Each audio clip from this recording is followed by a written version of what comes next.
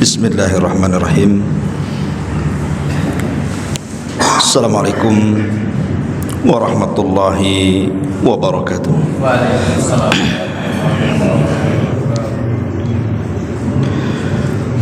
Alhamdulillah wassalatu wassalamu ala Rasulillah wa ala alihi wa sahbihi wa mawalah wa la hawla wa la quwata illa billahi wa ba'du. Alhamdulillah, segala puja dan puji hanya milik Allah subhanahu wa ta'ala. Salawat dan juga salam tahdiahkan kepada Rasul kita Nabi besar Muhammad sallallahu alaihi wa ala alihi wasallam.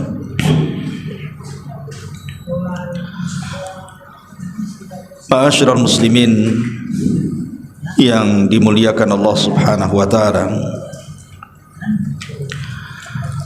alhamdulillah di malam hari ini dengan izin Allah subhanahu wa ta'ala kita kembali bisa duduk untuk bertalabul ilmi. Tak lupa salawat dan juga salam tetap kita hadiahkan kepada Rasul kita Nabi besar Muhammad sallallahu alaihi wasallam. Dan tema di malam hari ini masih tema seputar nasihat, di mana kita akan mengangkat satu tema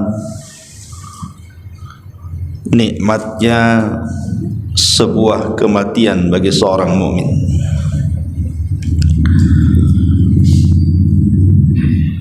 Di dalam Al-Quranul Karim ayat-ayat seputar kematian itu terlampau banyak. Seperti umpamanya Allah subhanahu wa ta'ala berfirman, kullu nafsin dha'iqatul maut, setiap jiwa itu pasti akan mengalami kematian. Ataupun Allah mengatakan, aynama takunu yudrikumul maut walau kuntum fi burujim musayyadah, dimanapun kalian berada pasti kematian itu mengejar kalian, walaupun kalian di balik benteng yang kokoh sekalipun. Dan kematian itu sesuatu yang dibenci oleh setiap manusia. Qul innal mauta alladhi tafirruna minhu fa innahu mulaqikum. Katakanlah kematian yang membuat kalian lari itu pasti mengejar kalian. Lalu pertanyaan pun muncul, kenapa Allah subhanahu wa ta'ala menciptakan kematian? Kenapa kita ini harus mati? Kalau hidup terus kan enak gitu ya. Kenapa mesti disentuh dengan kematian? Dalam hadis Abi Darda radhiyallahu an, Nabi sallallahu alaihi wasallam mengatakan, laula thalathun ma ta'ta'a ibnu adam ra'sahu. Kalau bukan karena tiga perkara, kata Rasul, tidak mungkin kepala anak Adam itu mau merunduk. Kemudian beliau mengatakan, yang pertama al-faqru, kefakiran. Yang kedua al-maradu, sakit yang berkepanjangan. Dan yang ketiga al-mautu, kematian. Kalau tidak ada tiga perkara ini, manusia pasti akan menyombongkan dirinya. Sebab tiga perkara inilah maka kepala-kepala manusia bisa menunduk. Pertama, kefakiran. Apa yang disombongkan orang fakir? Makanya sudah saya katakan, kalau ada orang fakir sombong, itu dosanya lebih besar dibandingkan orang kaya sombong. Kalau orang kaya sombong, wajar ada pendorong sombongnya, kekayaan dia. Lah kalau fakir sombong ini apa yang disombongkan? Udah fakir sombong lagi. Orang fakir itu tidak bisa menyombongkan dirinya, karena tidak ada yang disombongkan di situ. Kemudian yang kedua, orang sakit. Apa yang disombongkan orang sakit? Apalagi sudah terbaring, sudah stroke, walaupun ketika sehat dia mantan jenderal sekalipun. Kalau sudah terbaring, geser 1 senti aja nggak bisa, harus digeser orang. Lalu apa yang disombongkan? Dan yang ketiga, kematian. Apa yang bisa kita lakukan dengan kematian? Sehebat apapun manusia tidak bisa menghadapi kematian itu. Pasti kematian akan mengejar dia. Itulah sebabnya kenapa Allah Subhanahu wa taala ciptakan kematian, supaya manusia itu tahu siapa dia. Bahwa di sana ada Allah Subhanahu wa taala yang menciptakannya. Ma'asyiral muslimin yang dimuliakan Allah Subhanahu wa taala, makanya di antara hikmah adanya kematian itu, yang pertama di antara hikmah kematian adalah kamalu qudratillahi azza wajalla, sempurnanya kekuasaan Allah azza wajalla, di mana Allah Subhanahu wa taala menciptakan kita ini atwar, dari satu proses ke proses berikutnya, dari segumpal sperma menjadi segumpal darah, kemudian menjadi segumpal daging, jadilah manusia. Kemudian ditiupkan roh, dicatat rizkinya, ajalnya, amalnya, bahagia, celakanya. Kemudian lahirlah tu si manusia itu ke bumi.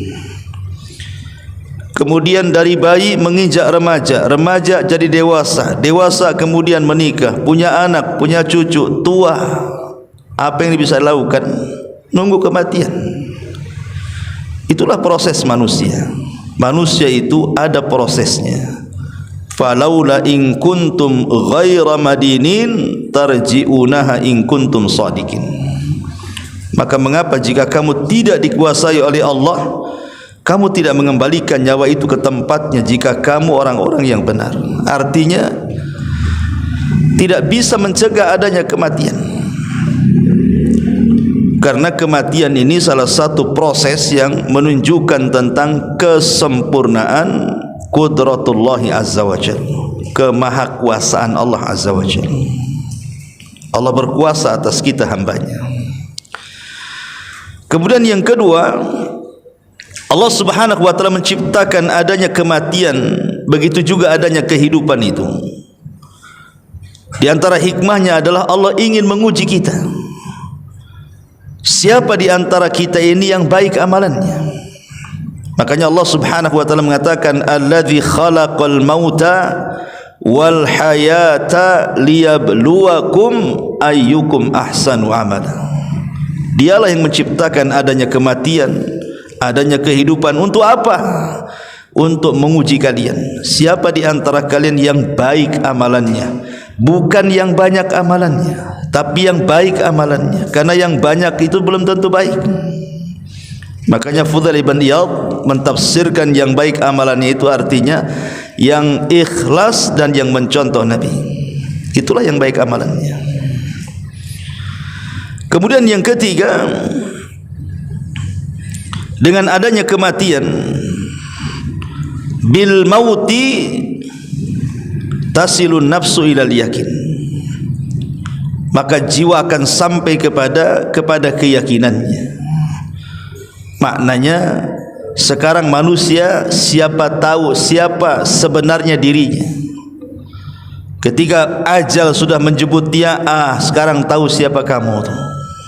Bahwa kamu itu hanya manusia, makhluk lemah yang diciptakan Allah, bisa hidup dan bisa mati. Lalu apa yang bisa kita sombongkan dari manusia itu sendiri? Kemudian juga yang keempat, bahwa Allah Subhanahu wa taala tidak menciptakan manusia itu berkekalan di dunia. Kenapa demikian?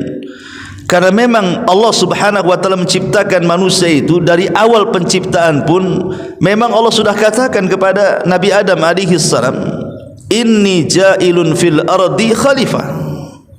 Kami jadikan di permukaan bumi itu, maksudnya Adam dan turunannya, akan dijadikan khalifah. Apa khalifah? Khalifah itu artinya yakhlufu ba'duhu ba'dha, makhluk yang bergenerasi. Kalau kita tidak pernah mati, enggak ada generasi. Dengan kita mati ada generasi berikutnya anak-anak kita. Anak-anak kita mati ada generasi berikutnya cucu-cucu kita. Kemudian cicit-cicit kita dan begitu seterusnya. Itulah manusia, makhluk yang bergenerasi. Harus ada generasi.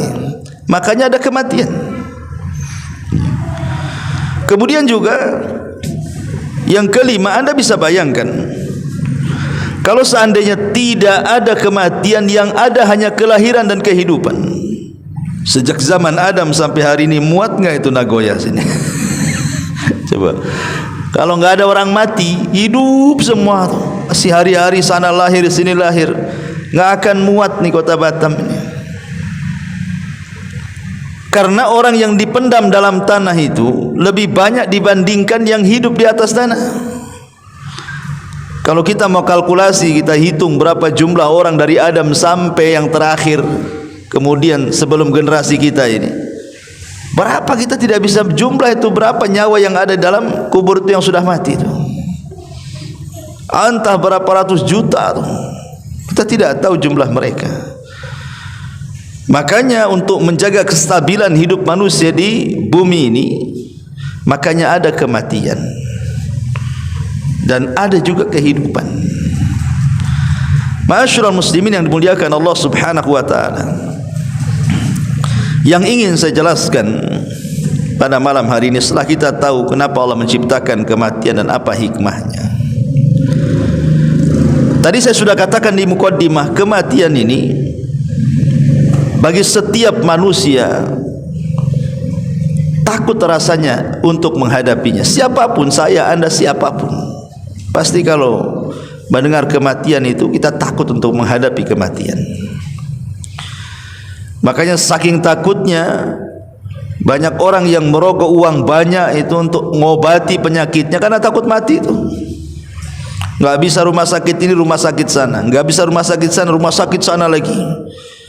Sampai dia jual tanah, jual rumah, jual macam-macam karena takut mati. Tetapi yang ditakutkan itu pasti terjadi. Kiamat itu kan ada dua ya. Ada kiamat besar yang disebut dengan kehancuran alam semesta. Ada kiamat kecil. Lah kiamat kecil itu kematian. Nabi SAW mengatakan, idza qamat kiamat, idza mata ahadukum qamat kiamatuhu. Kalau salah seorang di antara kalian meninggal dunia, berarti tegaklah kiamat kepada dia. Mana yang pasti? Kiamat besar atau kiamat kecil?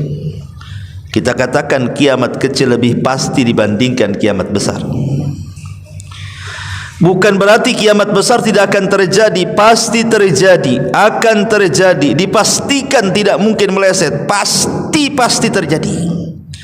Tapi kapan terjadinya itu kan kita tidak tahu, karena masih berproses. Dengan adanya tanda-tanda kiamat kecil, kemudian tanda-tanda kiamat besar, baru kemudian dikiamatkanlah dunia ini. Kita tidak tahu kapan dikiamatkan ini, walaupun banyak prediksi meleset kan itu.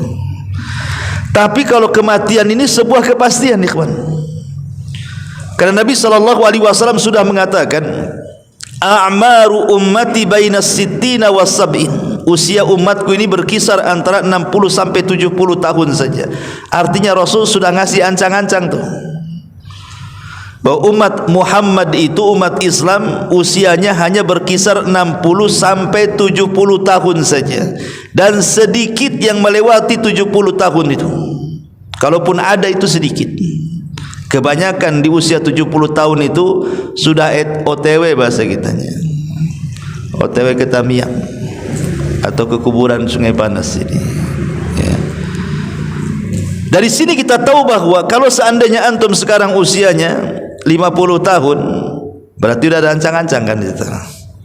50 tahun nih, 10 tahun lagi 60 tahun. Nah, ada kan? Udah nampak tuh 60 tahun ke 70 tahun. Nah, siap-siap aja lah. Lain dengan kiamat besar kan, tanda-tanda kiamat besar aja belum muncul, adanya Dajjal, adanya Ya'juj Ma'juj dan begitu seterusnya. Tapi kalau kematian itu walaupun kita tidak bisa memprediksi secara pas, tapi ancang-ancangnya sudah ada tuh. Ma'asyiral muslimin yang dimuliakan Allah Subhanahu wa taala. Yang ingin saya jelaskan adalah bagi seorang mukmin kematian itu sebuah nikmat. Bagi seorang mukmin kematian itu sebuah nikmat. Jadi jangan antum pikir bahwa kematian itu menakutkan. Kematian itu perkara biasa. Hari-hari kita ditampakkan dengan adanya kematian. Makanya bagi seorang mukmin itu kematian sebuah nikmat. Lah kok bisa kematian itu sebuah nikmat? Bahkan sebagian para ulama mengatakan kematian itu adalah nikmat terbesar setelah hidayatul Islam. Setelah antum mendapatkan hidayah Islam, kematian itu adalah nikmat kedua terbesar.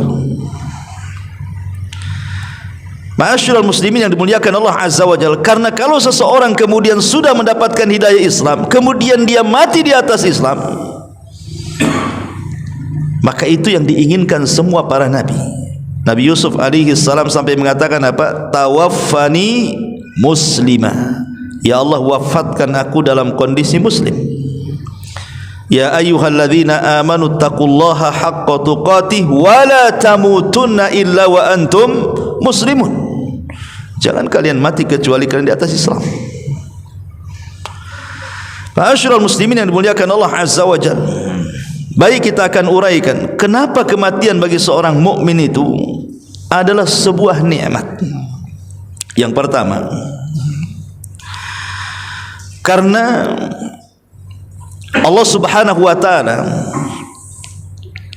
telah membagi rahmat itu di dunia hanya satu saja.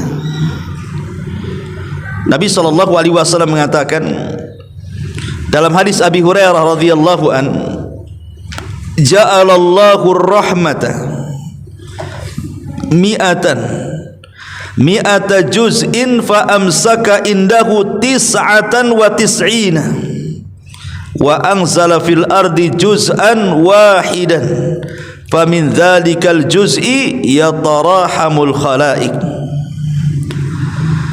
Dari Abu Hurairah radhiyallahu an, Rasul mengatakan Allah menjadikan rahmat itu 100 bagian, 99 dia tahan di sisinya, sedangkan satu bagian ia turunkan ke bumi. Dari satu bagian itulah semua makhluk saling menyayangi satu dengan yang lainnya.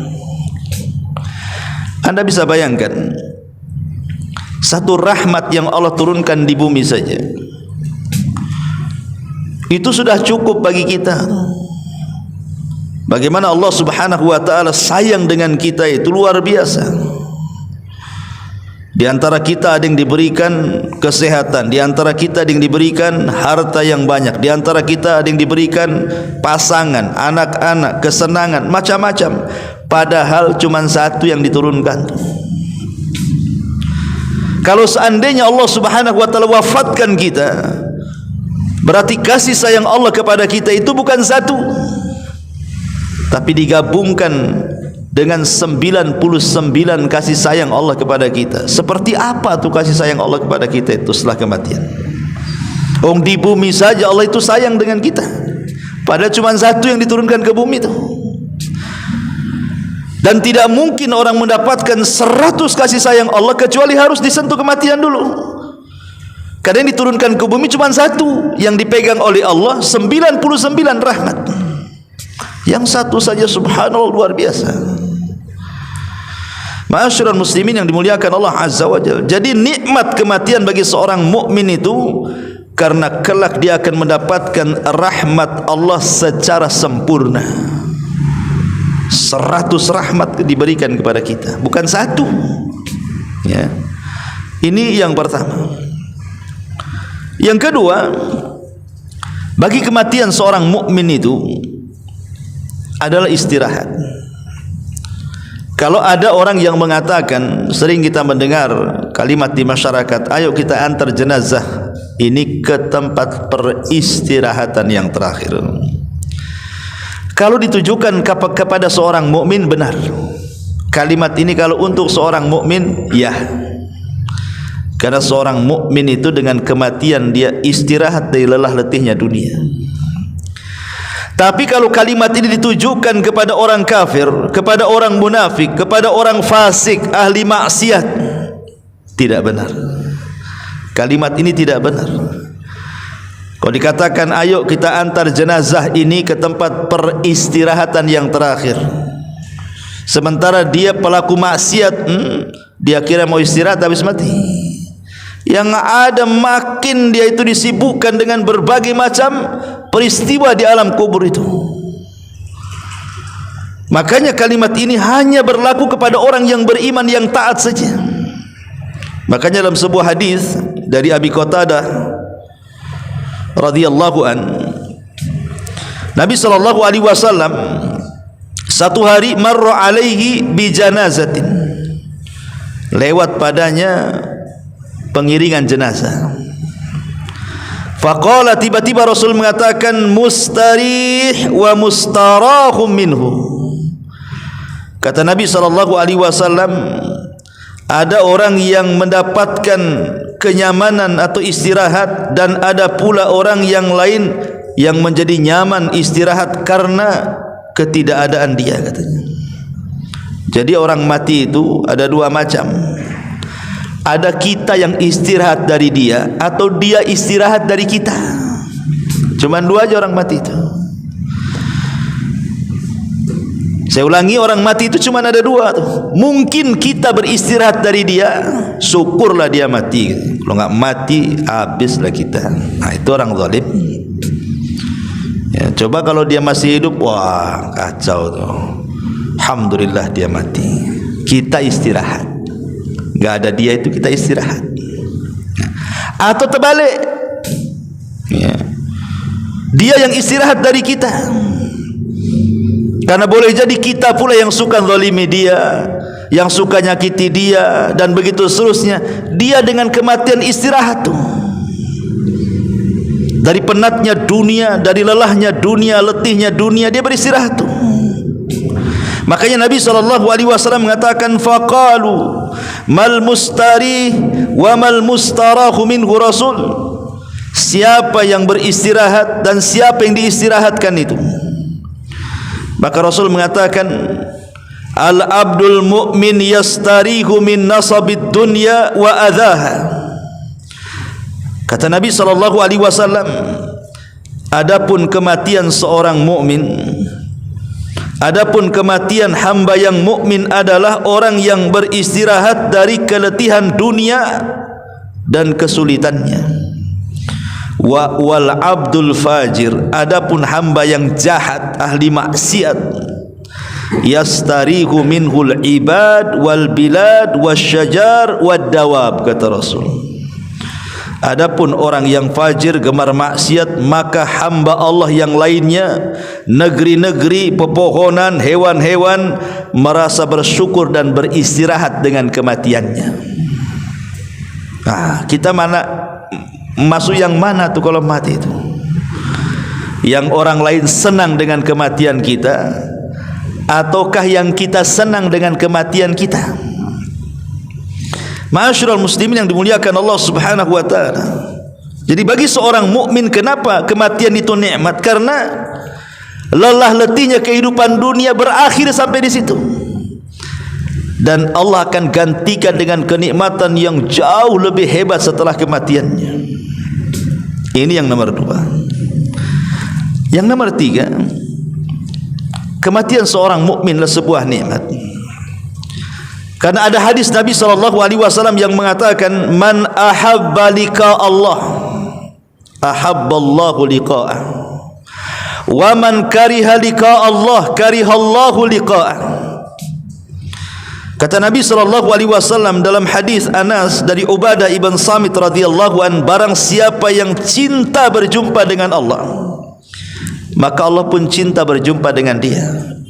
Tapi siapa yang benci berjumpa dengan Allah, Allah pun tidak suka kau berjumpa dengan dia. Maksudnya gimana? Ya. Maksudnya adalah Kalau selama hidup seorang mukmin ini memang dia tanam kehidupannya itu untuk kehidupan setelah kematiannya. Dia beribadah kepada Allah lelah letih setiap hari, mulai dari solatnya, puasanya, sedekahnya, macam-macam ibadahnya dilakukan dengan harapan dia sedang membangun satu istana di sorga, satu taman di sorga. Maka ketika dia menjelang kematiannya, maka dia sangat senang. Kenapa? Karena ingin kembali ke rumah yang dibangunnya tuh. Tapi kalau seandainya dia tidak pernah menanam saham untuk akhiratnya, dia tanam semua di dunia, tidak pernah solat, tidak pernah puasa, tidak pernah zakat, tidak pernah sedekah, yang ada bangun rumah besar-besar, beli tanah lebar-lebar, uangnya sampai di 230 rekening, yang banyaknya. Itu saat mati itu dia enggak mau mati. Kenapa tahu mau mati? Rumah mau ditinggal dia, tanah ditinggal dia, rekening ditinggal dia, kendaraan akan ditinggal dia. Makanya dia tak mau mati itu, karena setelah kematian dan tidak punya lagi itu kehidupan setelahnya. Itulah makna daripada hadis, siapa yang cinta berjumpa dengan Allah, maka Allah cinta juga berjumpa dengan dia. Kenapa? Karena dia sudah mempersiapkan segalanya di akhirat. Makanya dengan kematiannya senang dia supaya cepat pulang, cepat kepada rumah yang pernah dibangunnya di dunia itu. Ini yang ketiga. Yang keempat, bukan hanya berjumpa dengan Allah, tapi juga berjumpa dengan orang-orang saleh. Dari orang-orang saleh yang sudah meninggal sebelum kita, mungkin dari keluarga kita lah, entah orang tua kita, entah kakek kita, entah saudara-saudara kita yang telah meninggalkan kita dengan keimanan mereka. Di zaman Nabi SAW, seorang sahabat namanya Bilal ibn Rabah radhiyallahu anhu, saat detik-detik wafatnya, istrinya mengatakan di hadapan Bilal ibn Rabah dan mengatakan, duhai kasihan suamiku, katanya. Karena ketika itu Bilal sedang meregang nyawa. Duhai kasihan suamiku. Maka Bilal tiba-tiba mengatakan kepada istrinya, jangan kau katakan seperti itu. Harusnya kau katakan, duhai bahagia suamiku. Kemudian Bilal mengatakan, ghadan nalqa ahibbata Muhammadan wa hizbah. Karena besok setelah aku mati, aku bisa berjumpa dengan Muhammad sallallahu alaihi wasallam dan sahabat-sahabat yang lainnya. Artinya bahwa bagaimana perkataan Bilal ini, kematian bukan sebuah hal yang ditakutkan bagi dia. Justru itulah kematian nikmat bagi dia. Makanya dia mengatakan, ghadan nalqa ahibbah Muhammadan wa hizbah. Besok saya akan berjumpa dengan Muhammad, karena Rasul meninggal duluan, dan juga sahabat-sahabat yang lain yang sudah meninggalkan diriku, katanya. Maka kematian itu bagi seorang mukminlah sebuah kesenangan nikmat, karena dengan kematian itulah kita akan berjumpa dengan orang-orang saleh setelah kematian. Kemudian juga dengan adanya kematian bagi seorang mukmin, minimalnya ikhwan, menyedikitkan maksiat kita. Karena ada orang-orang yang memang dicepatkan kematiannya oleh Allah. Kalau dilambatkan banyak dia dosanya. Tapi ada yang Allah berikan usia panjang karena Allah sayang, diberikan kesempatan untuk tobat bagi dia. Makanya bagi seorang mukmin, usia lama-lama itu mengkhawatirkan kalau seandainya tidak banyak yang diraih dari amal saleh. Dari sini Nabi SAW mengatakan, khairun nasi man tala umruhu wa hasuna amaluhu. Sebaik-baik manusia itu yang panjang umurnya, baik pula amalannya. Tetapi wa syarrun nas, seburuk-buruk manusia itu man tala umruhu wa sa'a amaluhu. Dah panjang umurnya, buruk pula amalnya. Bagi seorang mukmin, kalau cepat mati itu senang mereka, karena pertanggungjawaban di hadapan Allah tidak banyak. Kalau lama-lama nanti banyak dosa lagi kan, banyak pula pertanggungjawabannya nanti. Tapi walaupun demikian ya, janganlah kemudian seseorang itu berangan-angan ingin mati. Tidak boleh, dilarang. Rasul mengatakan tidak boleh seseorang itu berangan-angan ingin mati. Kenapa? Karena kalau seandainya Allah takdirkan dia hidup, boleh jadi dia bisa menambah amalannya. Atau kalau dia orang jahat, berarti ada kesempatan untuk bertobat kepada Allah Azza wa Jalla. Tapi kalau memang harus menghendaki adanya kematian, maka katakanlah, ya Allah, kalau memang kematian baik bagiku, wafatkan saja. Tapi kalau memang kehidupan lebih baik bagiku, sembuhkanlah penyakit saya. Seperti itu doanya, ya. Ma'asyiral muslimin yang dimuliakan Allah Azza wa Jalla. Kemudian juga di antara alasan kenapa kematian itu nikmat bagi seorang mukmin, karena dia akan cepat mendapatkan balasan yang selama ini di dunia sudah lelah letih dia. Letih dia solat, letih dia puasa, habis uangnya untuk sedekah, kesana kemari beribadah kepada Allah Azza wa Jalla. Dia habiskan semua daya upaya waktunya untuk Allah Azza wa Jalla. Berarti dengan adanya kematian, dia akan lebih mempercepat mendapatkan balasan apa yang selama ini diamalkan di dunia. Dari sini Allah Subhanahu wa taala mengatakan, wa ammal ladzina amanu wa amilus salihat falahum jannatul ma'wa nuzulam bima kanu ya'malun. Adapun orang-orang yang beriman dan mengerjakan kebajikan, maka mereka akan mendapatkan sorga-sorga tempat kediaman sebagai pahala atas apa yang mereka kerjakan. Ma'asyiral muslimin yang dimuliakan Allah Subhanahu wa taala. Dan tentunya yang terakhir, ya, kematian bagi seorang mukmin itu adalah terlepasnya dia dari penjara dunia. Karena Rasul mengatakan apa? Ad-dunya sijnul mu'min wa jannatul kafir. Dunia ini penjara bagi orang beriman, tapi surga bagi orang kafir. Coba lihat orang yang keluar penjara itu, wah senang kan? Senang orang keluar penjara itu. Ada juga ustaz yang tak senang katanya, kalau keluar penjara pusing pula mau cari makan, di penjara dikasih makan. Siapa bilang masih enak di luar penjara dibandingkan dalam penjara? Kalau penjara manusia saja, orang keluar dari penjara itu senangnya luar biasa, apalagi dari penjara dunia yang penuh dengan kepenatan di dalamnya, maka seorang mukmin akan senang. Ma'asyiral muslimin yang dimuliakan Allah Azza wa Jalla, dari sinilah kenapa kemudian kematian bagi seorang mukmin ini sebuah nikmat. Ma'asyiral muslimin yang dimuliakan Allah Subhanahu wa taala. Kemudian lebih daripada itu, saat kematian seorang mukmin, ada banyak kabar gembira yang Allah akan habarkan kepada kita. Kurang lebih sekitar 12-13 kabar gembira bagi kematian seorang mukmin itu. Apa saja? Yang pertama, Allah Subhanahu wa taala berfirman di dalam surah An-Nahl. Allah mengatakan dalam surah An-Nahl itu, kadzalika yajzillahul muttaqin alladzina tawaffahumul malaikatu tayyibina yaquluna salamun alaikum udkhulul jannata bima kuntum ta'malun. Demikianlah Allah berikan balasan kepada orang-orang yang bertakwa, yaitu orang-orang yang ketika diwafatkan oleh para malaikat maut dalam keadaan baik, mereka para malaikat mengatakan kepada mereka, keselamatan bagi kalian, masuklah kalian ke dalam sorga karena apa yang telah kalian kerjakan. Dan Allah juga katakan dalam surah Fussilat ayat 30-nya, innal ladzina qalu rabbuna Allah tsumma istaqamu tatanazzalu alaihimul malaikatu alla takhafu wa la tahzanu wa abshiru bil jannati allati kuntum tu'adun.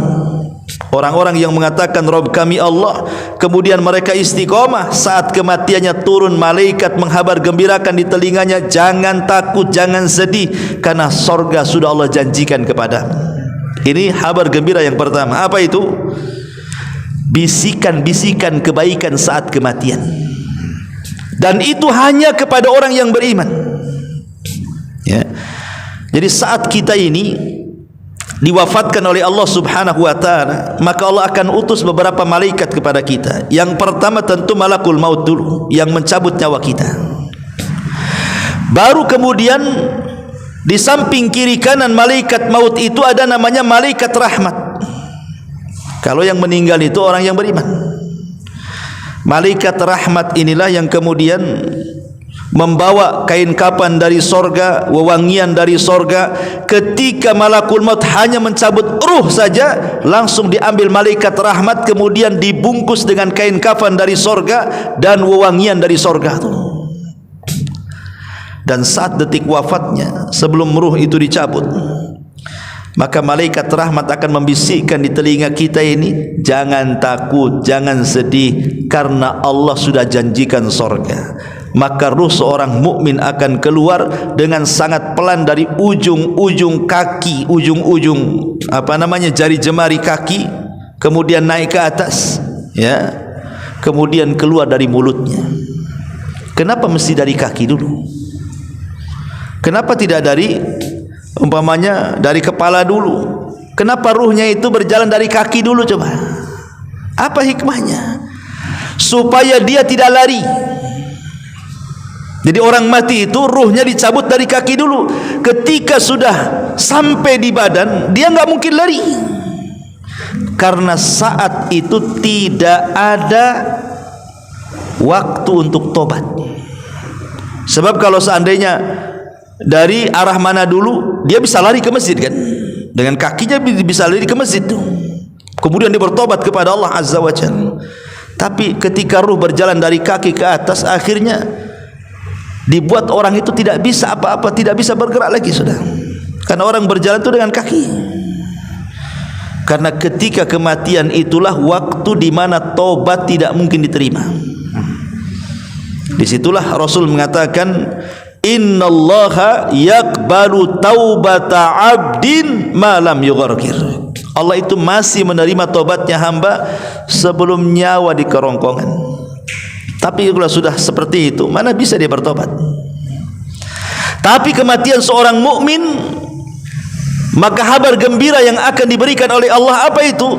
Malaikat membisikkan di telinga kita, enggak perlu takut kamu, enggak perlu khawatir. Maknanya apa? Jangan takut akan perkara yang akan datang setelah kematian, dan jangan sedih akan perkara yang kau tinggalkan. Jangan sedih kau meninggalkan rumah, kau meninggalkan istri, kau meninggalkan anak. Tenang, Allah akan jaga mereka dengan dikirim para malaikat. Karena terkadang orang disedihkan itu gara-gara apa? Dari orang-orang yang kita cintai, yang kita tinggalkan tuh. Cemana anak saya nanti, cemana cucu saya, cemana istri saya, jangan-jangan habis saya mati, kawin lagi dia, dan begitu seterusnya. Jadi kadang-kadang dikhawatirkan tuh. Tapi orang-orang yang beriman enggak perlu khawatir, Allah jaga mereka. Allah jaga mereka. Dan itu kabar gembira yang luar biasa. Makanya ruh seorang mukmin itu kalau dihabar gembirakan, dia akan keluar pelan-pelan sampai keluar dari mulutnya. Kata Rasul, seperti tetesan air teko yang terakhir keluar, itulah ruhnya seorang mukmin saat dicabut. Kenapa? Karena ada yang membisikkan suruh keluar, makanya keluar pelan dia. Beda dengan orang kafir, beda dengan orang fasik, bisikannya beda. Bukan dikatakan jangan takut, jangan sedih, surga sudah janjikan, tidak. Dipaksa keluar dan dikatakan, ya ayyatuhan nafsul khabithah, ukhruji ila ghadabillahi wa sakhati. Hei jiwa yang buruk, jiwa yang jahat, keluar kepada kemurkaan dan kemarahan Allah Azza wa Jalla.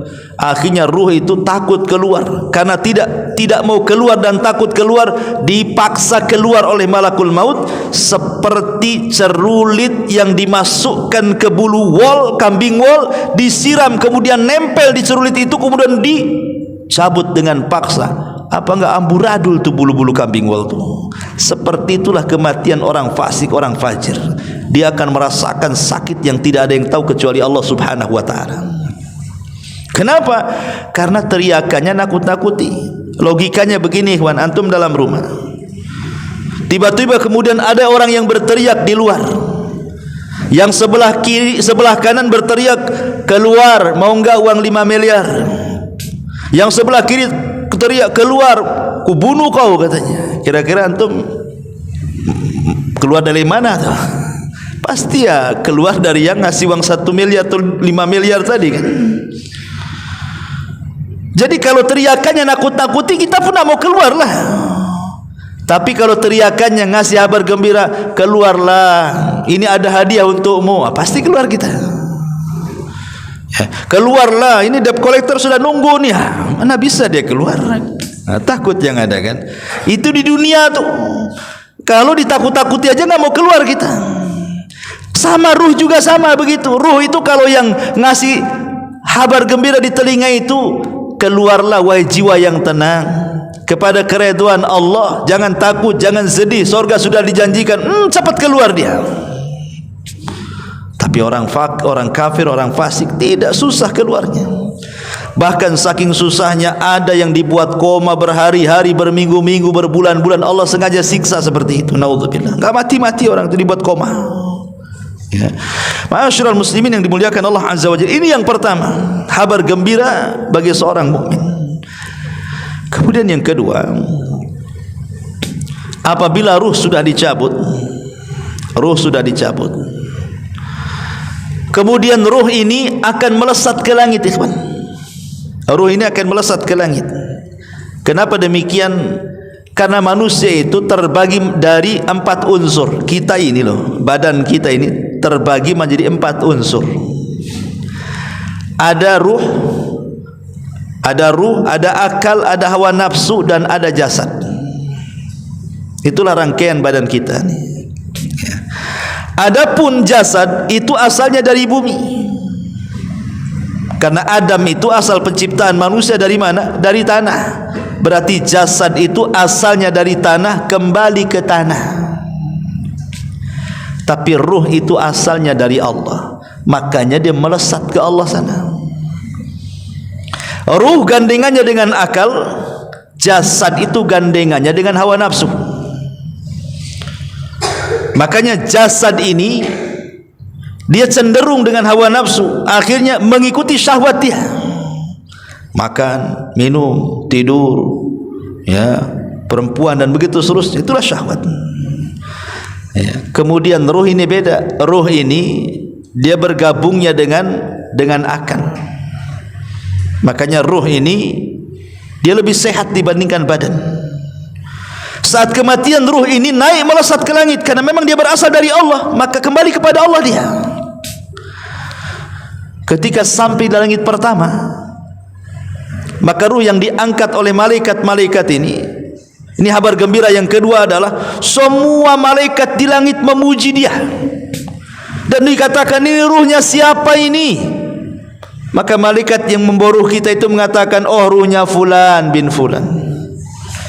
Makanya antum harus punya nama yang baik di dunia ini, karena itu nanti panggilan yang akan dipanggil.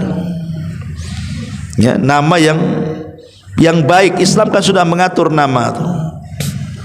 Ustaz, kadang nama saya jelek, ganti, apa susahnya? Apa perlu akekahan lagi? Tidak perlu. Ya. Kalau akekahan ya jangan lupa undang saya aja. Artinya gantilah, ya. Kalau memang jelek namanya ganti. Karena itu nama yang akan dipanggil di langit itu. Kata malaikat, itu siapa tuh? Kata malaikat pembawa ruh, malaikat rahmat ni fulan bin fulan. Maka semua memuji ruh kita ini. Akhirnya langit pertama dibuka, kedua, ketiga, sampai ketujuh, sampai melesat berjumpa dengan Allah. Dan Allah katakan, kembalikan ruh ini ke dalam jasadnya, tapi catatannya letakkan di tempat yang paling tinggi fil illiyin. Kabar gembira. Semua malaikat memuji kita dan kita diperjumpakan dengan Allah Subhanahu wa taala. Tapi ruhnya orang kafir, ruhnya orang munafik, jangan lagi melesat ke langit pertama, kedua, ketiga. Baru di pintu langit pertama saja malaikat penjaga pintu tidak mau buka pintunya.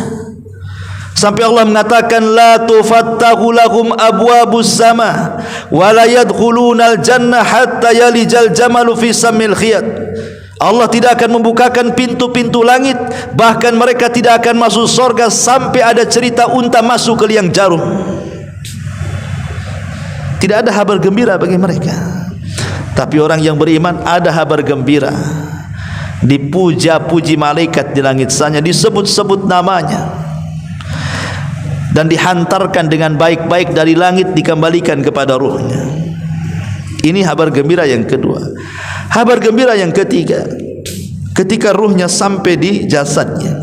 Karena ahli sunnah meyakini bahwa ada fitnah kubur itu, maksudnya fitnah kubur itu pertanyaan dua malaikat Munkar dan Nakir. Itu disebut fitnah kubur.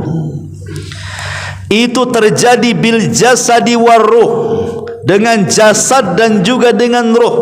Seperti kita sekarang ini jasad dengan ruh. Coba Anda bisa bayangkan, ketika ruh menyatu lagi kemudian kita hidup, rupanya kita hidup di satu ruangan yang 1 meter atau 1,5 meter. Coba, gimana perasaan kita hidup sendiri di situ? Jangan lagi di dalam kuburan ya. Kalau anak umpamanya ngurung antum di sebuah ruangan, di situ tidak ada lampu, ya, tidak ada AC, tidak ada kipas, pengap, ada makan, nggak ada minum. Coba bayangkan, kira-kira antum kerasan nggak? Nggak akan kerasan. Stres yang ada di situ. Itu baru di dunia loh, ruangannya besar lagi. Gimana ini jelasnya dalam kuburan coba? Nah, ini kan ngeri sebenarnya kalau kita memerenungkan sedikit alam kubur itu. Makanya ketika ruh masuk ke dalam jasad, tiba-tiba dia terbangun di ruangan yang sangat sempit sekali. Tiba-tiba kemudian Munkar dan Nakir secara tiba-tiba membentak kita. Man rabbuk wa ma nabiyuk wa ma dinuk, katanya. Siapa Rabbmu? Siapa nabimu? Apa agamamu? Coba bayangkan. Ikhwatu fillah muliakan Allah Azza wa Jalla. Jawaban-jawaban dari pertanyaan Munkar dan Nakir ini bukan hafalan. Kalau di dunia kita bisa lah menghafal tuh. Oh, Allah Tuhanku, Muhammad nabiku, Islam agamaku. Ya, di dunia kita bisa menghafal. Tapi apakah kemudian di dalam kubur kita bisa menjawab? Tidak, karena yang menjawab bukan hafalan tapi amalan. Yang menjawab itu bukan hafalan tapi amalan. Amalan kita yang menjawab. Kalau seandainya kemudian kita sanggup menjawab, nah inilah kabar gembira yang ketiga. Orang-orang yang beriman akan dimantapkan jawabannya. Yusabbitullahu alladhina amanu bil qaulis sabit. Allah akan tetapkan jawaban orang-orang yang beriman ini dengan jawaban mantap. Setiap ditanya man rabbuk, langsung mantap jawabannya. Allah. Wa man nabiyuk, oh Muhammad. Apa agamamu? Islam. Mantap dia. Kabar gembira yang ketiga apa? Dimantapkan jawabannya. Inilah yang disebut dengan fitnah kubur. Dimantapkan jawabannya. Dan kalau seandainya dia mantap jawabannya, datang kabar gembira yang keempat. Apa itu? Tazkiyah dari langit, rekomendasi dari langit.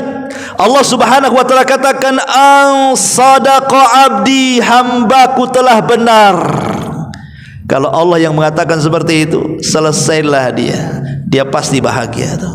Kenapa? Langsung ada tazkiyah dari langit. Allah mengatakan, hambaku telah benar. Siapa? Kita ngasih tazkiyah itu belum tentu lulus. Saya sering ngasih tazkiyah sama orang-orang yang mau kuliah di Madinah, ya, di Yaman. Tolonglah Ustaz, buatkan tazkiyah, rekomendasi dari Ustaz lah. Saya buat. Tak lulus. Kurang sakti tazkiyah saya mungkin. Gitu ya kan. Tapi kalau Allah yang kasih rekomendasi tazkiyah kelulusan, berarti memang ini orang baik. Ketika Allah mengatakan al sadaqa abdi, hambaku telah benar, berarti hamba ini pasti akan sukses dalam kuburan. Karena Utsman bin Affan radhiyallahu anhu apabila diingatkan soal kuburan nangis dia. Tapi kalau diingatkan soal neraka biasa saja dia. Jadi dikatakan, ya Utsman, kalau cerita neraka kau kalem-kalem saja, kalau cerita kuburan kenapa kau nangis, katanya. Kata Utsman bin Affan, wailakum, celaka kalian. Tahukah kalian kuburan itu? Kuburan itu adalah raudun min riyadil jannah au hufratun min hufarin nar. Kuburan itu bisa jadi satu taman menuju taman-taman sorga, atau boleh jadi satu sumur yang akan mengarahkan ke sumur neraka, katanya. Jadi kesuksesan di akhirat itu juga penentunya adalah kuburan. Kalau di kubur kita mantap dalam jawaban, kemudian masuk kepada nikmat kubur, maka setelahnya akan mudah tuh menuju perjalanan akhirat. Tapi kalau di kuburan sudah sulit, jawabannya balelo bahasa kitanya, dijawab man rabbuka, dia mengatakan ha la adri, aku tidak tahu, aku tidak tahu. Ditanya siapa Rabbmu, siapa nabimu, sama juga ha aku tidak tahu, aku tidak tahu. Ditanya agamanya, aku tidak tahu, aku tidak tahu. Akhirnya dia dicambuk oleh malaikat yang kalau cambukan itu dicambukan ke gunung Uhud, kata Rasul, hancur tuh berantakan gunung Uhud itu. Ketika dia tidak sanggup menjawab, Allah dustakan dari langit dan Allah mengatakan angkadzaba abdi, hambaku telah berdusta. Ketika Allah sudah memponis seperti itu, tidak selamat dia. Kalau Allah sampai mengatakan angkadzaba abdi, hambaku sudah berdusta, tidak akan selamat dia. Kalau sudah sulit di kuburan, maka setelahnya lebih sulit lagi dia. Karena kuburan ini azabul adna, azab yang rendah. Ada azab yang tinggi lagi kelak di akhirat. Ma'asyiral muslimin yang dimuliakan Allah Azza wa Jalla. Jadi kabar gembira berikutnya setelah dimantapkan jawabannya, ada rekomendasi dari Allah, al sadaqa abdi, hambaku telah benar. Tentu sebelum adanya fitnah kubur, ada peristiwa yang disebut dengan Zaghtatul Qabri. Zaghtatul Qabri itu artinya himpitan kuburan. Jadi setiap orang yang masuk ke kuburan itu, ikhwan, pasti akan dihimpit oleh kuburan. Tidak saya, tidak antum, tidak anak kecil, tidak orang dewasa, tidak ada orang tua, tidak laki-laki, tidak perempuan, tidak mukmin, tidak kafir, tidak sahabat, tidak siapapun, semua kena himpitan kuburan ini. Semua kena. Anda mau mukmin, mau kafir, tetap dihimpit. Anda mau orang soleh, mau orang toleh, tetap dihimpit. Anda mau orang bayi, mau sudah dewasa, tetap dihimpit. Mau laki-laki, perempuan, semua manusia tidak lepas dari himpitan kuburan. Sampai-sampai Nabi SAW mengatakan kepada seorang sahabat namanya Sa'ad ibn Mu'adz. Sa'ad bin Mu'adz ini, ikhwan, ini bukan sahabat sembarang, karena dia tokoh Ansar. Dengan keislamannya dia mengislamkan satu kabilah Aus. Bahkan saat kematiannya 70.000 malaikat turun dari langit mengantarkan jenazahnya. Arsy yang besar bisa bergegar dengan kematiannya. Tapi saat kematiannya, kata Rasul, kalau ada orang yang selamat dari himpitan kubur, Sa'adlah orangnya. Tapi Sa'ad pun tidak selamat, kata Rasul. Bahkan ketika ada bayi yang belum punya dosa dikuburkan, kata Rasul, kalau seandainya ada orang yang selamat dari himpitan kubur, tentu bayi ini yang selamat. Bayi pun tak selamat. Semua orang terkena himpitan, ikhwan. Mau mukmin, mau kafir, mau orang baik, mau orang jahat, mau bayi, mau orang dewasa, semua kena himpitan. Cuman bedanya, bagi orang-orang yang beriman, tentu ada kabar gembira dalam himpitan itu. Karena himpitan bagi orang-orang yang beriman itu seperti ibu menggendong bayinya, memeluk bayinya. Pelukan sayang namanya, ya. Pelukan kasih sayang. Karena tanah itu diibaratkan ibu kita, kan dari tanah dan akan kembali ke tanah. Jadi tanah itu bimanzilatil seolah-olah tanah itu sekedudukan dengan ibu kita. Jadi kalau kita masuk ke dalam kuburan, seolah-olah ibu kita sedang memeluk kita. Bagaimana pelukan seorang ibu kepada bayi? Ya pasti akan dipeluk dengan kasih sayang, kan? Tidak mungkin merasakan sakit. Tapi kalau dia orang kafir, maka bukan seperti orang tua, seperti ibu yang memeluk anaknya, tapi betul-betul tanah yang menghimpit dia, sehingga dia akan merasakan sakit dengan retakan-retakan tulang, retakan-retakan sendi. Dia akan menjerit-jerit di mana manusia tidak mendengar, yang mendengarkan hanya binatang-binatang saja. Oh, kan ngeri itu. Tapi bagi orang yang beriman, dia mendapatkan nikmat, kabar gembira. Kenapa? Himpitan itu bagaikan pelukan ibu kepada anak. Nah, itu juga kabar gembira bagi orang yang beriman, ya. Ma'asyiral muslimin yang dimuliakan Allah Subhanahu wa taala. Setelah kemudian berbagai macam kabar gembira dan orang ini dimantapkan jawabannya, turun rekomendasi dari Allah, benar, telah jujur jawabannya, maka kabar gembira selanjutnya apa? Yufrashu lahu min firasil jannah. Tiba-tiba dibentangkan kuburannya sejauh mata memandang. Dalam hadis Abu Hurairah radhiyallahu an, kuburannya terbentang 70 dhira'an fi 70 hasta kali 70 hasta. 70 hasta, satu hasta itu segini nih. Ini dari sini ke sini ini satu hasta namanya.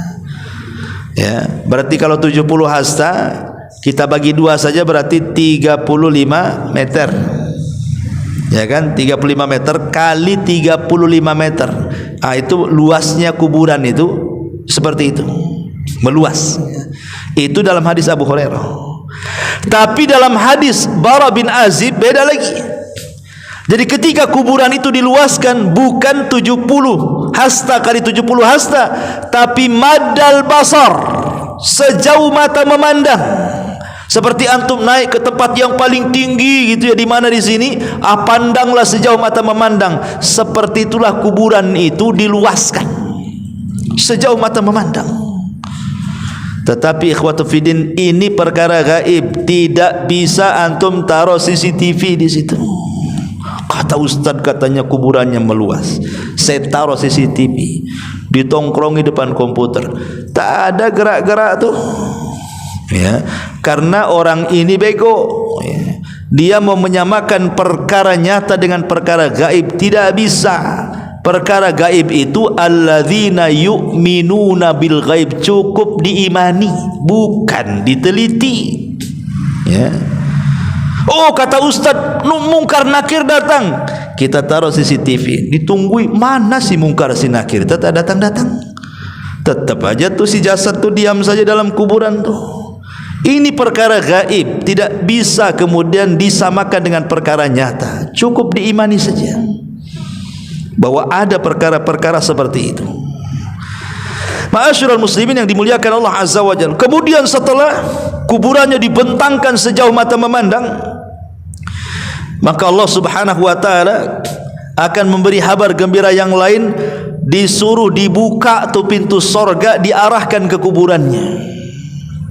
Anda bisa bayangkan pintu sorga dibuka, kemudian diarahkan ke kuburannya, maka masuklah angin dari sorga ke dalam kuburnya tuh. Makanya terkadang ada cerita-cerita kok kuburannya wangi gitu ya. Ya boleh jadi itu mungkin juga wangi dari sorga, kita tidak tahu. Ya. Ma'asyiral muslimin yang dimuliakan Allah Azza wa Jalla. Kemudian apa yang terjadi? Kata Allah, hantarkan kasur dari sorga. Kasur dari sorga lagi masuk ke kuburan. Hantarkan pakaian dari sorga, hantarkan makanan dari sorga, hantarkan minuman dari sorga. Subhanallah, saya bayangkan. Itu yang disebut dengan nikmat kubur tuh. Nikmatnya tidak terbayang dengan mata, tidak terbayang dengan telinga, terlintas pun tidak bisa. Saking nikmatnya nikmat kubur tuh. Karena belum masuk sorga saja pintu sorga sudah dibuka, sudah dihantar-hantarkan tuh barang-barang sorga ke dalam kuburannya tuh.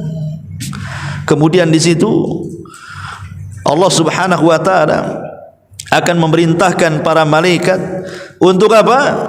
Untuk menghabarkan kepada orang yang ada di kubur itu dengan menjelmakan amal soleh seperti manusia. Tiba-tiba kemudian dia sedang tidur, sedang makan, sedang nyaman lah dalam kubur itu. Datang pula orang ganteng sak ganteng-gantengnya, baik sak baik-baiknya, ucapannya indah, masya Allah. Tahu-tahu ngajak ngobrol lah dengan kita di situ. Saking asik, tak sadar rupanya kiamat pula mau dibangkitkan. Itulah kalau keasikan ngobrol. Ya, kadang-kadang kalau antum asik ngobrol kan malam itu kan, udah kopi, kretek, apa semua kan, tutup jam 3 kan? Namanya orang ngobrol gak sadar. Apalagi kopinya tuh ember cat kaleng, makin kan. Jadi ada orang yang diajak ngobrol, apalagi lawan ngobrolnya enak kan nggak terasa tuh. Apalagi lawan ngobrolnya istri antum belum kawin lagi kan, lagi pacaran gitu. Kok bentar kali katanya, duduk Sebentar kali, ya itulah orang kalau dicintai kan begitu. Tahu-tahu yang lama itu jadi sebentar. Tiba-tiba kiamat diumumkan, mau dikiamatkan tuh. Jadi si kawan ini ngomong sama kita, nih mau dikiamatkan nih. Ah, mau dikiamatkan. Langsung dia mengatakan, ya Rabb, cepat kiamatkan katanya. Kemudian dia mengatakan, kamu ini siapa, baik kali mau menemani aku dalam kuburanku katanya. Barulah dia ngaku, ana amaluka soleh, saya amal solehmu loh. Saya solatmu, saya zikirmu, saya baca Quranmu, saya kebaikanmu, saya sedekahmu, saya silaturahimmu. Wah, disebutkan sayalah amal solehmu. Jadi amal soleh inilah yang akan menemani kita di dalam kubur itu. Maka makin banyak amal soleh di dunia, makin enak kita dalam kubur, teman yang akan menemani kita. Ma'asyiral muslimin yang dimuliakan Allah Azza wa Jalla. Kemudian kabar gembira yang lainnya adalah dia digambarkan dalam kubur itu tempat duduknya di sorga. Kayak tancap. Ya, antum di dalam kubur itu nampak ini istana antum nih, nanti masuk ini istana antum nih, ini rumah antum nih. Ya, nampak nanti. Bayangkan dalam kubur itu sudah digambarkan di tempat duduk antum di situ tuh. Gimana kita kemudian enggak kepengen kan gitu? Sudah jelas-jelas tempat duduknya di situ. Makanya dia meminta kepada, ya Allah adkhilil jannah, ya Allah masukkan aku ke surga, Tapi Allah Subhanahu wa taala mengatakan kepada dia, nim naumatal arush. Ya, tidurlah kamu seperti pengantin baru. Jadi orang yang beriman dalam kubur itu ditidurkan seperti pengantin baru, ikhwan. Tidak terasa dengan waktu yang lama. Pada sejak zaman Adam sampai sekarang enggak dikiamat-kiamatkan tuh. Atau yang meninggal di zaman Nabi sampai sekarang sudah 14 abad yang silam enggak dikiamat-kiamatkan tuh. Kalau sekarang kita mati hari ini, ke kiamat itu berapa ratus tahun lagi enggak dikiamat-kiamatkan. Berarti kita lama di kuburan. Bagi seorang mukmin tidak pengaruh mau lama mau tidak di kuburan itu. Kenapa? Karena Allah katakan nim naumatal arush. Tidurlah seperti pengantin baru. Enggak terasa, tahu-tahu subuh aja kan begitu. Pengantin baru. Ya. Kalau pengantin lama kayak lama kali tidur. Itu pengantin lama. Kalau pengantin baru cepat ya kan. Kemudian wa yunawwar lahu qabruhu, dibuat cahaya tuh kuburannya tuh. Betul-betul terang benderang kuburannya. Itu berdasarkan hadis Abu Hurairah radhiyallahu anhu. Ma'asyiral muslimin yang dimuliakan Allah Subhanahu wa taala. Kemudian kabar gembira seterusnya ketika betul-betul kemudian sangkakala ditiup Israfil, maka ruh seorang mukmin akan diletakkan di tempat yang paling tinggi di sorga, namanya Illiyin. Karena di antara 7 makhluk yang tidak akan hancur saat kiamat, salah satunya apa? Ruh. Tidak akan hancur. Jasad hancur, kecuali tulang ekor, itu tidak akan hancur karena dari situ manusia dibangkitkan. Tapi ruh disimpan di Illiyin tuh. Kalau ruhnya seorang beriman ya. Kalau ruhnya orang kafir diletakkan di sijin. Sijin itu tempat yang paling rendah di lapisan bumi yang paling bawah. Itulah tempat sijin. Intinya ma'asyiral muslimin yang dimuliakan Allah Subhanahu wa taala, seorang mukmin itu saat kematiannya saja sudah ditampakkan catatannya. Makanya Allah mengatakan dalam surah Qaf ayat 22, laqad kunta fi ghaflatin min hadza fakashafna anka ghita'aka fabasaruka al-yauma hadid. Ya. Sesungguhnya kamu berada dalam keadaan lalai dari hari ini, maka kami singkapkan daripadamu tutup yang menutupi matamu, maka penglihatanmu pada hari itu sangat tajam. Maksudnya kalau kata ulama tafsir, kalau seorang mukmin itu saat meninggal itu, maka akan ditampakkan sekilas sebelum ruh itu dicabut amal catatannya. Dia sempat melihat, bahkan malaikat dia bisa melihat. Karena saat detik-detik wafat itu Allah Subhanahu wa taala singkapkan kegaiban dari dia, yang tadinya ketika dia belum menjelang ajal ada tabir kegaiban, kita tidak bisa melihat malaikat. Tapi saat detik-detik wafat disingkaplah tabir kegaiban itu, makanya dia diperlihatkan tuh saat wafat itu malaikat dan catatannya. Makanya kita lihat ekspresi orang meninggal itu. Kalau memang dia seorang yang beriman, sempat terlihat catatannya, dia tahu catatannya adalah sebuah kebaikan. Kita lihat kematiannya, ekspresinya macam-macam. Terkadang dia bisa mengucapkan la ilaha illallah, terkadang dia meninggal tiba-tiba membaca Al-Quran, terkadang dia meninggal di tempat-tempat kebaikan, di tempat-tempat ibadah, macam-macam ya, untuk menunjukkan tanda dia husnul khotimah, atau mungkin berkeringat dahinya. Tapi ada yang kemudian melihat catatannya itu malah ketakutan, karena mungkin keburukannya lebih banyak, makanya ditalkin berkali-kali pun tidak mau jawab dia. Bahkan yang ada banyak orang yang ditalkin, rupanya yang keluar bukan la ilaha illallah, tapi kalimat yang lain pula dia keluar. Ada orang ditalkin itu ikhwan, ketika dikatakan kul la ilaha illallah, hei fulan katakan la ilaha illallah, dia pula mengatakan kafartu bila ilaha illallah, aku kufur dengan kalimat itu, kemudian mati. Naudzubillah. Coba bayangkan ya. Bahkan yang sudah saya jelaskan pada antum dalam kitab Al-Imam Ibnu Jauzi, dalam kitab Talbis Iblis, bagaimana di zaman dia ada orang yang suka meribakan uang. Jadi kalau pinjam 1 juta dibalikan 1.100.000, pinjam 2 juta dibalikan 2.200.000, dan begitu seterusnya. Saat kematian ditalkin, ya fulan katakan la ilaha illallah, dia mengatakan oh tidak bisa, kalau kau pinjam 1 juta kau kembalikan 1,5 juta. Itu pula yang ngomong dari keluar, karena jadi rentenir saat dia hidup tuh, itu yang keluar sampai dia mati. Sama dengan kisahnya, kata Imam Ibnu Jauzi, itu orang yang hidupnya dengan satranji. Satranji itu kalau bahasa kitanya catur, kalau dulu namanya satranji. Makanya Islam melarang sebenarnya main catur itu, main satranji itu, karena Rasul mengatakan nahan Nabi sallallahu alaihi wasallam satranji. Rasul melarang tidak boleh main catur ya. Ma'asyiral muslimin, jadi ada di zaman dulu menurut Ibnu Jauzi itu atau Ibnul Qayyim, hari-hari catur saja. Pagi catur, siang catur, malam catur, besoknya gitu lagi, si cutar catur saja. Ingat masih dulu ya, antum masih kecil-kecil kan, kalau di desa-desa itu kan ada mainan namanya karambol kan. Hari-hari karambol gitu orang dulu kan. Pagi karambol, nanti siang karambol gitu aja kan. Kan ada orang seperti itu, sehingga gara-gara catur lupa lah sholat duhur, asar, maghrib, isya, subuh, gara-gara catur. Jadi saat detik wafatnya ditalkinlah dia dengan kalimat la ilaha illallah. Hei fulan, kalimat la ilaha illallah ucapkan. Yang keluar bukan la ilaha, sekak mati dia dengan kalimat sekak tuh. Coba bayangkan. Kan ada orang seperti itu ya. Lah di sini, tapi orang yang beriman tidak seperti itu. Orang yang beriman akan disingkapkan dan akan diperlihatkan catatan amal solehnya, maka ekspresi kematiannya akan menunjukkan bahwa dia mati di atas husnul khatimah. Itulah kabar gembira yang Allah Subhanahu wa taala dan Rasulnya jelaskan kepada kita, bahwa kematian seorang mukmin itu sebuah nikmat besar setelah hidayatul Islam. Subhanakallahumma bihamdika asyhadu an la ilaha illa anta astaghfiruka wa atubu ilaik. Allahu taala alam. Assalamualaikum warahmatullahi wabarakatuh.